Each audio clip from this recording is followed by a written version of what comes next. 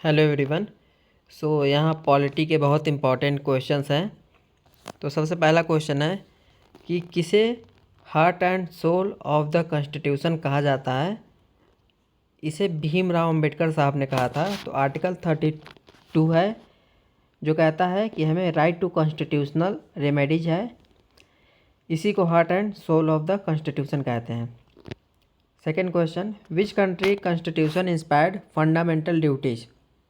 Fundamental duties हमने कहाँ से लिया है? आंसर है USSR. Third question, basic structure doctrine क्या है? तो a judicial principle established in the Kesavananda Bharati case 1973 stating that certain feature of the constitution can not be amended by parliament. जैसे कि पार्लियामेंट कॉन्स्टिट्यूशन का प्रीएम्बल अमेंडमेंट नहीं कर सकती है। ऐसा नहीं कि सब कुछ चेंज कर दो। उसके लिए अगर वो चेंज करती है तो सुप्रीम कोर्ट उस चेंज को मना कर सकता है। यही बेसिक स्ट्रक्चर डॉक्ट्रिन है। Which feature were borrowed from the US constitution.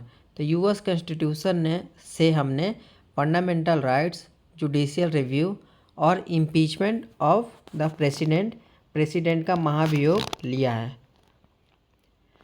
Important articles या फिर अमेंडमेंट की बात करते हैं तो article 368 proceeding of amending the constitution है।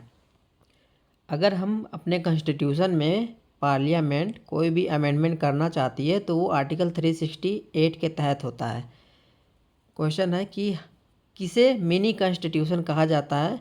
तो 42nd अमेंडमेंट एक्ट जो 1976 बाई इंदिरा गांधी जी था, इसे मिनी कॉन्स्टिट्यूशन कहा जाता है।